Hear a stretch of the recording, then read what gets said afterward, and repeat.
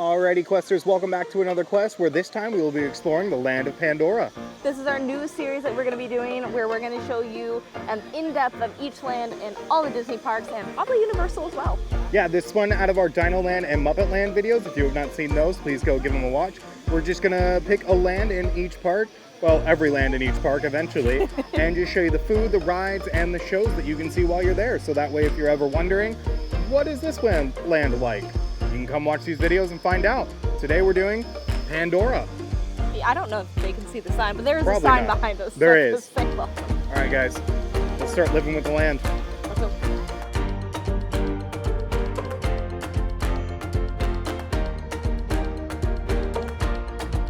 Alrighty, so Pandora, the world of Avatar, or World of Pandora, as you will hear us call it a lot, centers around the fictional valley of Mawara. That is our Batu, or our Toy Story land, or well, I guess Andy's backyard would be the better approximation.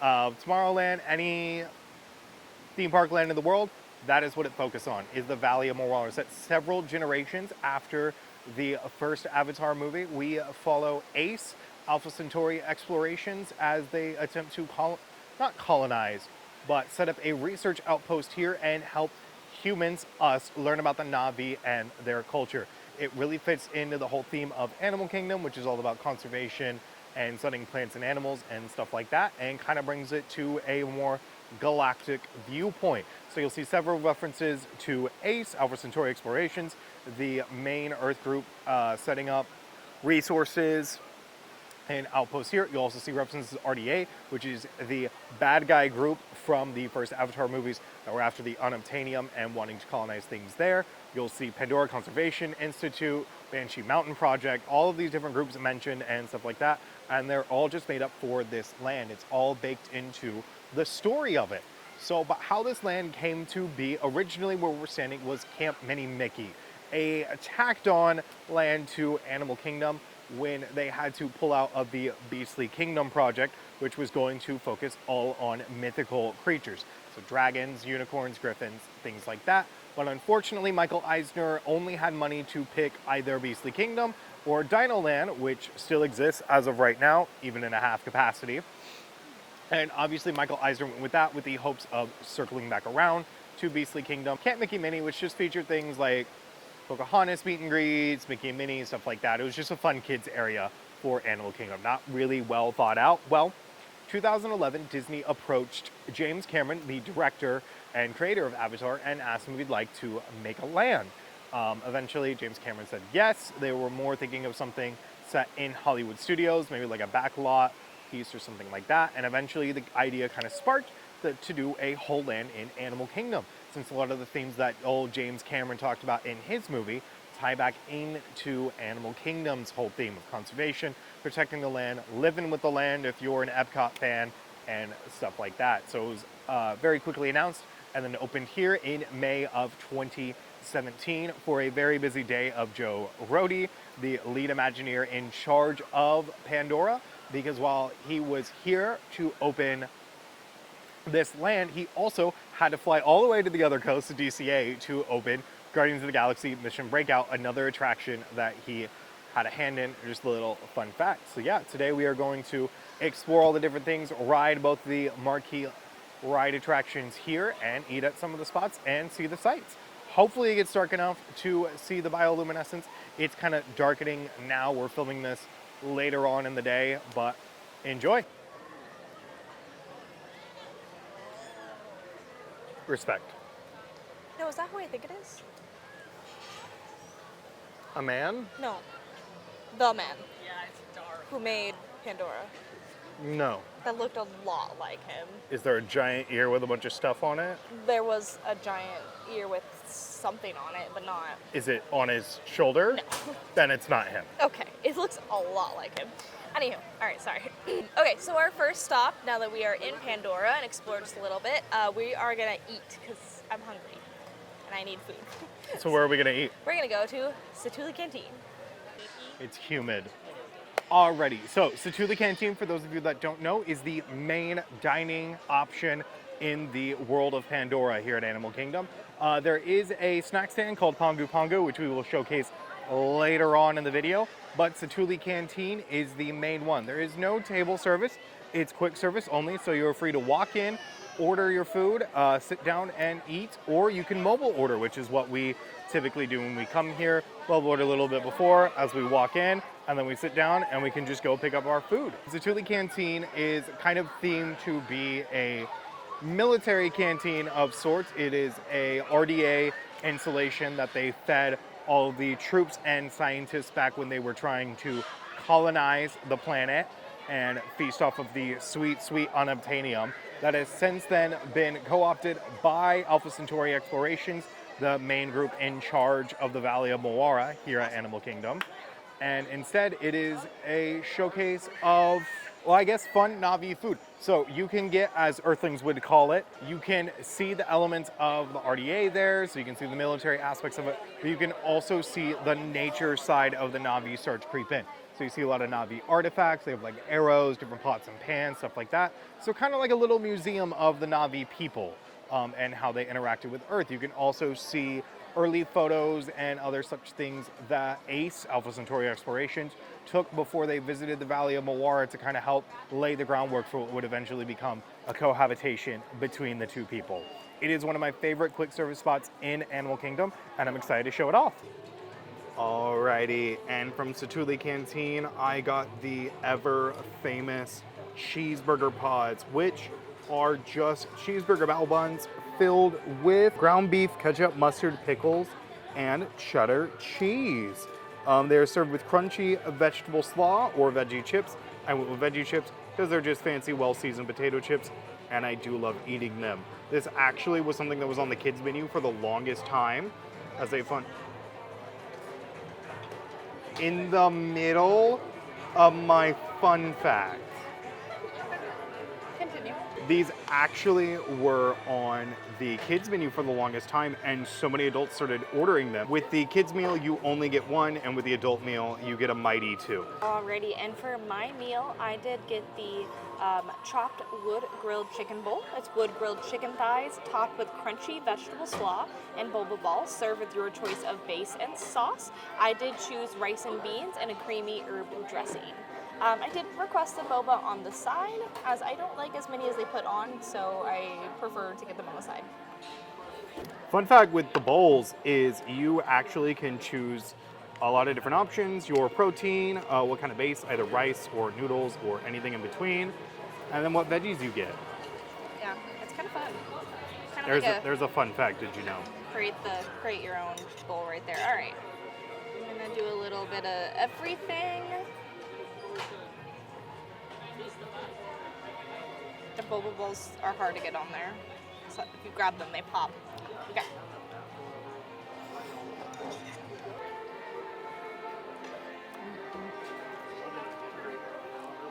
Everything together is really nice. The beans and rice has a really nice liminess to it that matches and pairs really well with the sweetness of the boba balls. The slaw on top has a really nice crunch, and then the chicken has really good seasoning. So all together, it just like, it blends perfectly. I really enjoy it. It definitely feels a lot healthier, but it's still a very large portion, and you get a lot of different things with it, which I really like for a pretty decent price. You can choose different proteins too, which I think is fun, and I like that if you're wanting, if you want rice and beans, you can get rice and beans. If you're wanting it with lettuce, you can do lettuce. I think these are really good, hearty, fun options, and I really enjoy that, like, it gives a little bit of something. You got a little bit of sweet, you got a little bit of tang, you got a little bit of savory, you get some crunch, you get some softness. So I think this is a 10 out of 10 right here. For posterity's sake, we're cutting into the cheeseburger pod.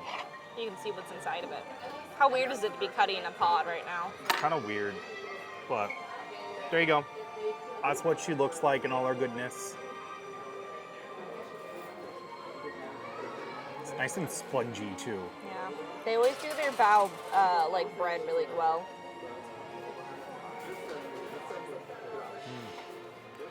So good. It's delicious. There's a reason they're so popular.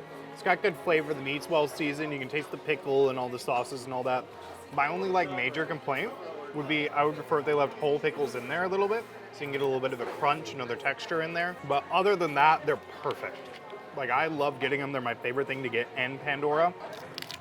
How to get a bigger chip? For science. Oh, yes. These are really good, like, kettle cooked chips. They got a good spice to them, too. So it's theme park spice, but if you're not somebody that likes spice on their chips, I would not suggest getting these. I would suggest getting the slaw, which is more like what Ellie has on her meat bowl. Slaw. But they're good. Have crunch, have good flavor, really like nice pairing with the cheeseburger pods. One of my favorite little meals, not only in Animal Kingdom, but in the whole of Disney World. 10 out of 10.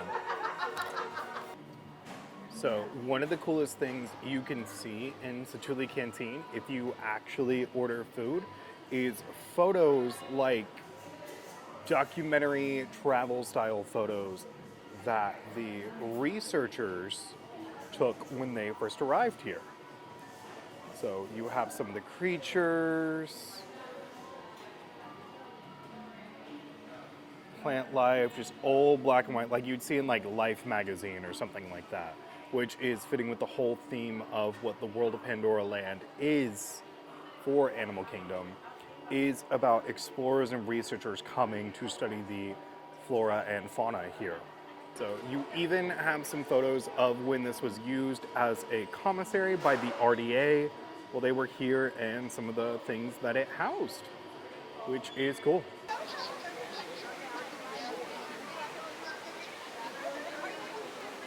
Alrighty, so after a delicious meal at Satu'li Canteen, we are going to hide from the rain and cross off the premier ticket attraction of Pandora, Avatar Flights of Passage.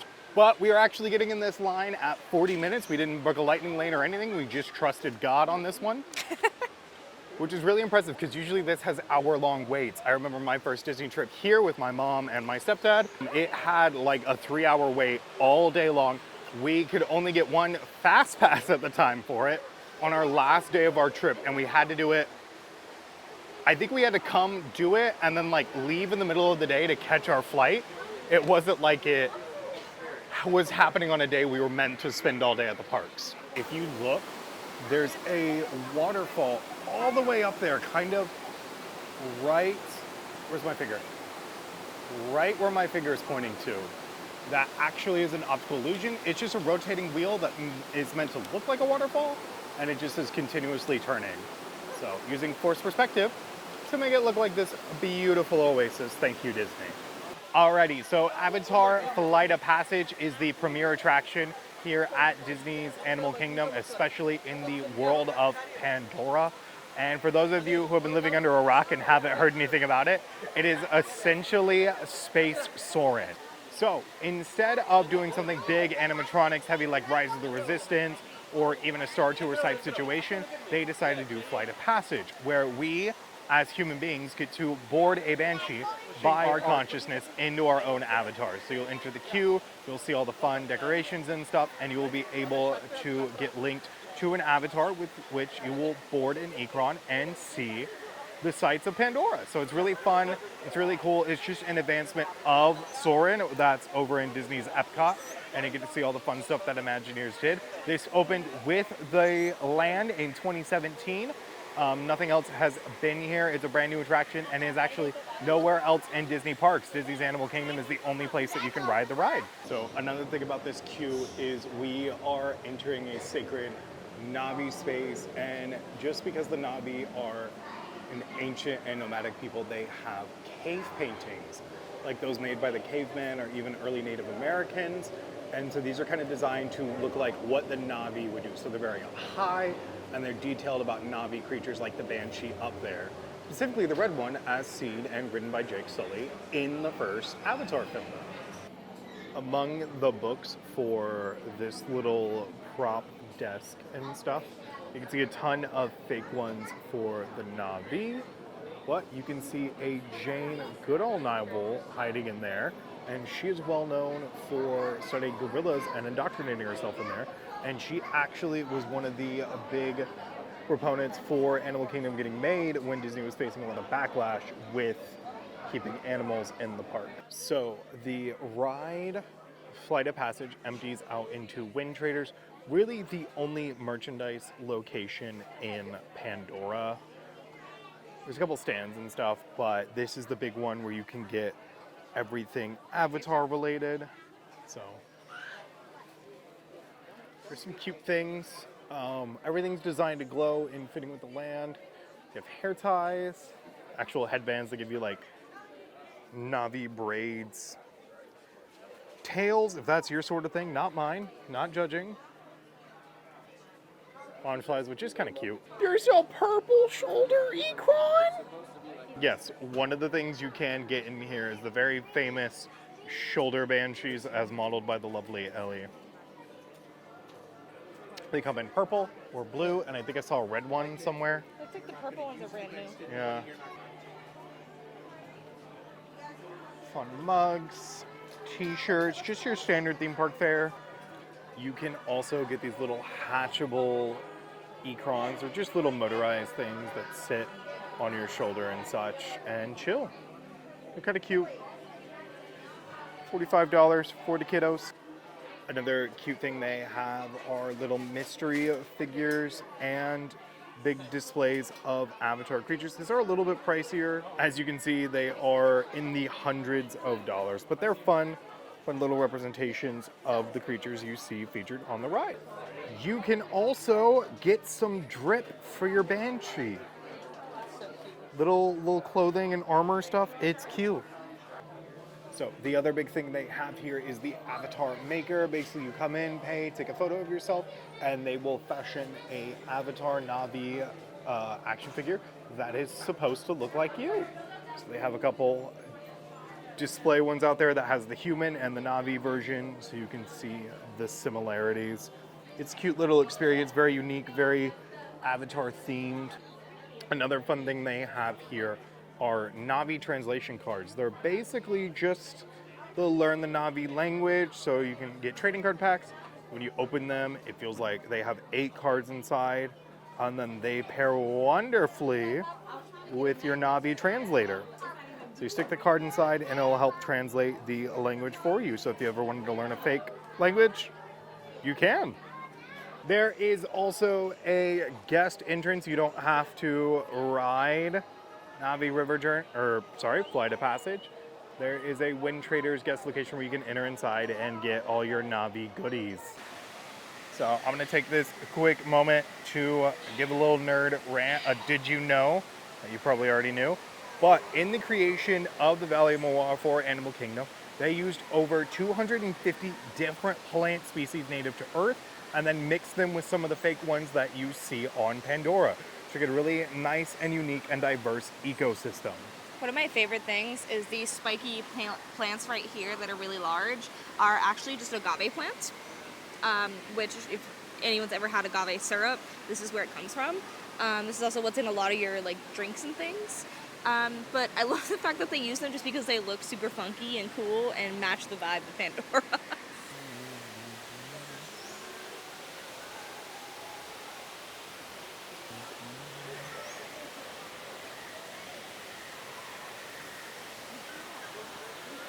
All right, so we're gonna take a moment here to talk about the floating cliffs over here. So anybody who's seen the first Avatar movie probably remembers the really cool shots of the floating cliffs where the Navi lived and where the Ikron or Banshees hid. And this was something they really wanted to recreate in the worlds of Pandora. And one of the big struggles they had was, how do you make something look like it's floating when we as human beings have to obey the laws of gravity? So believe it or not, those pillars connecting the mountains are just giant steel girders connecting everything together and holding it up to make it look like it's floating, and then dressed by the wonderful Jill Rhodey into making it look like vines and stuff, connecting them land-wise, while even though they are floating in the air, not listening to the laws of gravity. All right, nerd rant time. I love the care and the detail it's taken even to do the concrete in Pandora, because it's got nice algae-looking elements to it, different colors. You can see kind of the foliage, like little fossil exhibitions of the plant life making its mark. Yeah, there's leaf, flowers, all of it giant, all of it Navi size, all of it to kind of transport yourself to a whole nother planet, which is where we're supposed to be.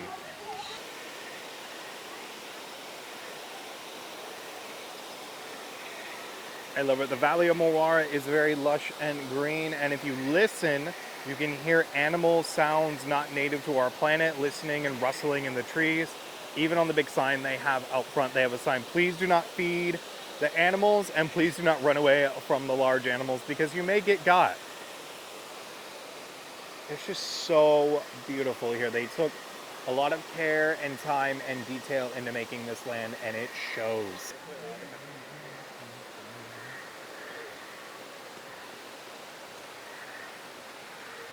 Nerd alert time. I love Disney trash cans, and the ones in the Valley of Mawara are no exception. They are designed very differently from other Disney trash cans, especially in the fact that they are not the normal green color and have Ace printed all over them. They did the same thing in Batuu and Galaxy's Edge, and I really appreciate it when Disney takes the time to theme everything up to and including where we throw away our garbage. So now that we have finished up with riding Flight of Passage, we are going to go ride Navi River Journey. I'm really excited because it's basically like a jungle safari, but of Navi, which is really cool. Yeah. So I'm very excited to do it.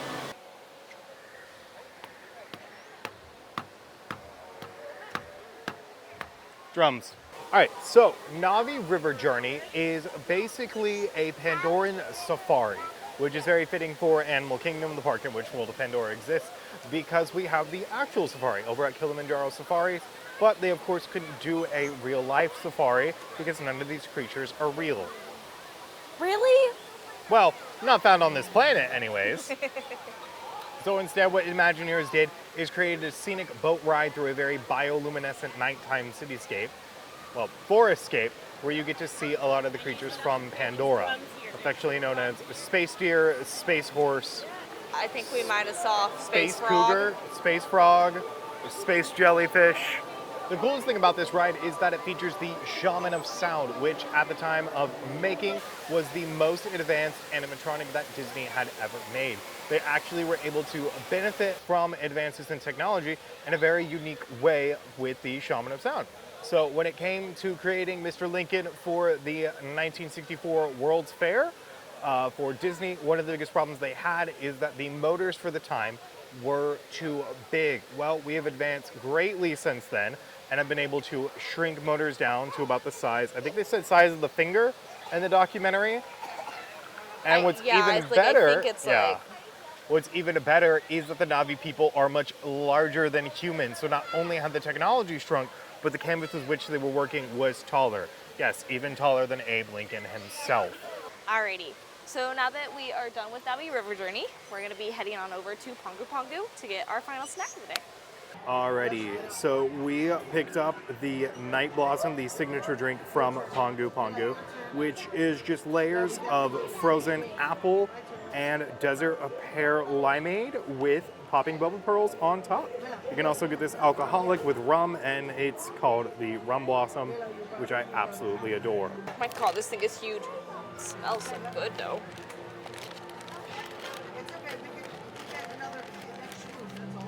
I've never had to take a pretzel like this out of the bag. Look at that. Now I can already tell you, she could stand to be warmer, but she's still pretty warm. So if you can't tell, we also picked up the Navi size pretzel, which is Navi size. My hand, for comparison. Both of our.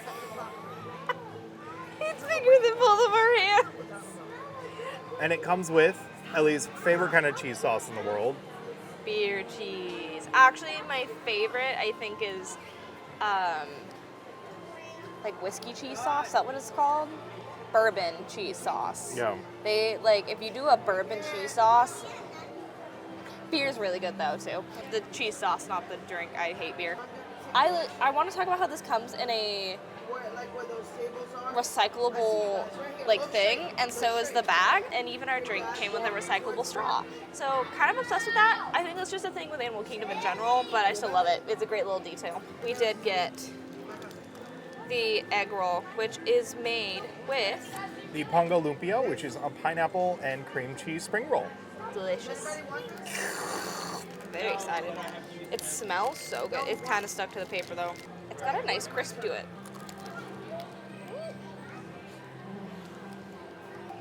Okay. This is so good. I really enjoy this. It's a little sweet treat. I like that it's not overly sweet, like a chocolate chip cookie where that can be a lot sometimes. I enjoy that the cream cheese is nice and melty and soft and warm. They have actual pineapple chunks in there, which I think is a nice little bit to add. That's a little bit of a crunch because they're nice and crunchy in there. I don't know if you can see that. I like that the egg roll piece or like the breading has a really nice texture and crunch to it as well. I love how small it is, so it's a really good snack. I like that you can just take it to go, and I think the flavors are really nice too. It's just a tropical egg roll, pretty much. Night Blossom.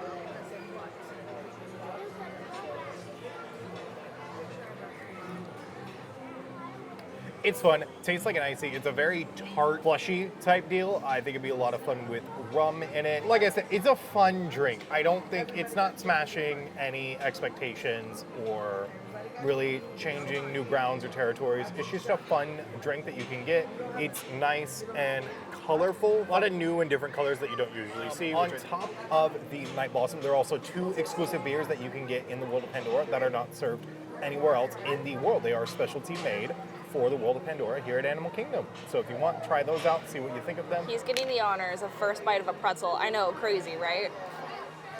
She could be a little bit warmer. I do agree with that. The cheese sauce, it's very cold as well. He gets first try because he didn't get a beer that he panicked and didn't get it. That's good.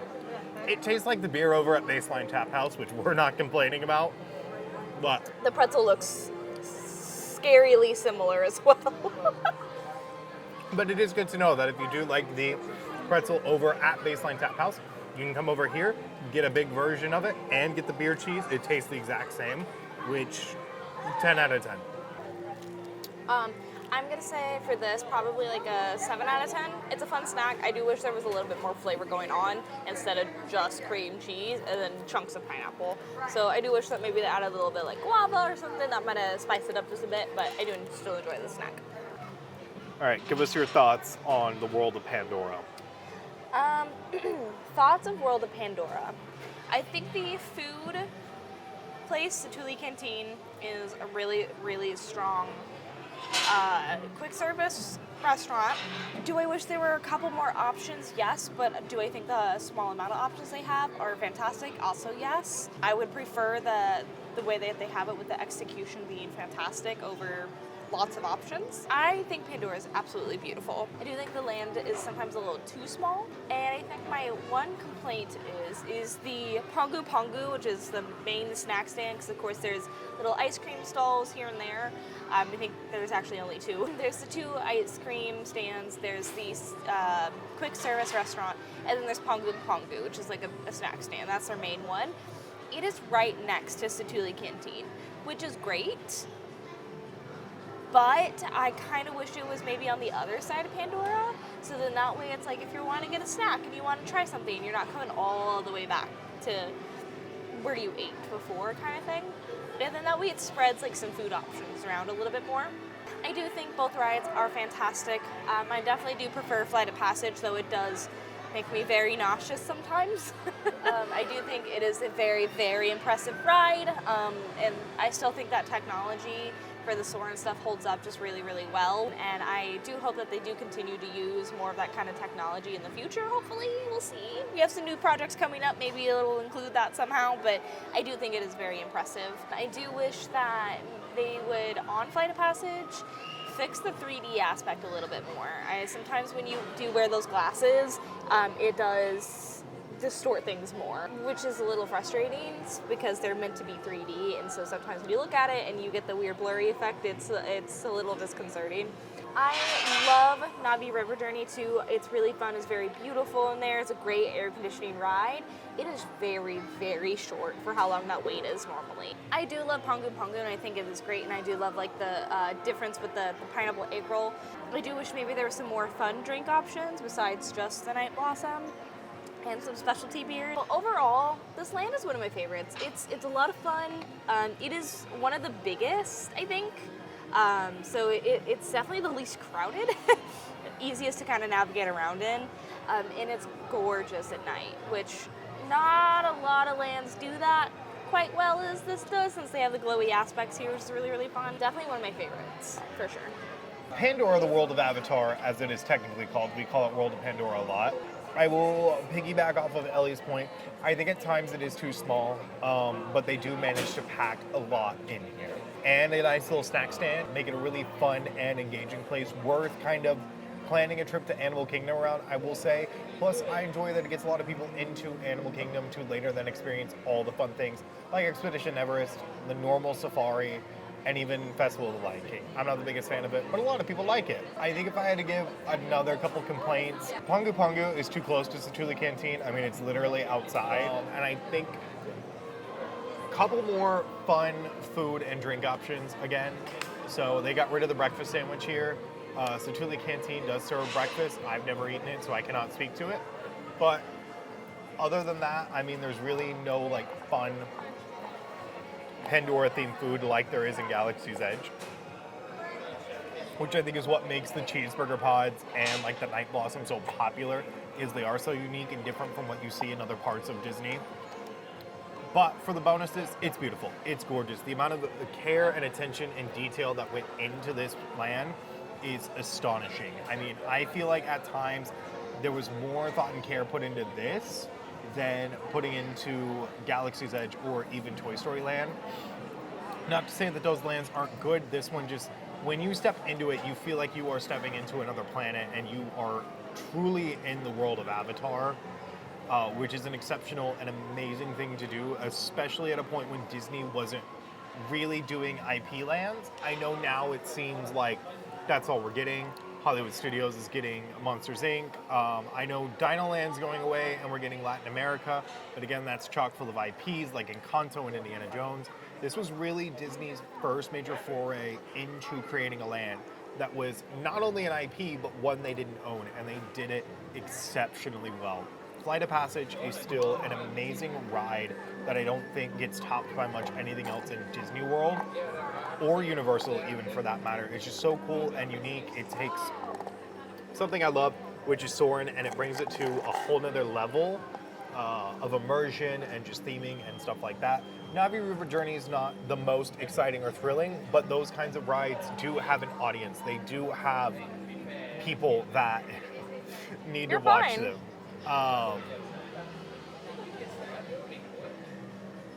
So overall, I think it's really fun and exciting, and I know we're filming this, and it's weird because usually you film this when the land is closing, but this land is not going away anytime soon. I can probably guarantee you that. Josh tomorrow is going to announce he's like demolishing it to Oh my God. bring Beastly Kingdom to fruition. But as far as President Jacob knows, it's not going away for a minute. I think other things like meet and greets and stuff would really help enhance the park. But other than that, it's amazing, and I do think if you are visiting Disney World, you definitely need to give Pandora, the world of Avatar, the shot it deserves. Yeah. Alrighty guys, that's gonna bring us to a close on this quest. I hope you guys really enjoyed it. Really love going through all these lands and just seeing all the fun little details and experiencing them. We oftentimes bounce around from place to place to place, so it's nice to be in one land and just focus on everything that has to offer. So make sure to leave a like and subscribe and let us know in the comments which one of these lands we should do next. I know there's Galaxy's Edge, Toy Story Land, all the lands that are actually lands in Magic Kingdom, and so much more. All right, so please leave a like, comment, and of course subscribe. And please do visit us on all of our social media, which we are under at Park Questers everywhere. Yes, we have finally hit 1,000. We are so thankful to all of y'all. Our next goal is going to be 5,000. So the quicker we get there, the quicker we can make more content for y'all. So please make sure if you're enjoying that you subscribe, hit that notification bell, all the things. But until then, guys, we'll see you on our next quest. Bye.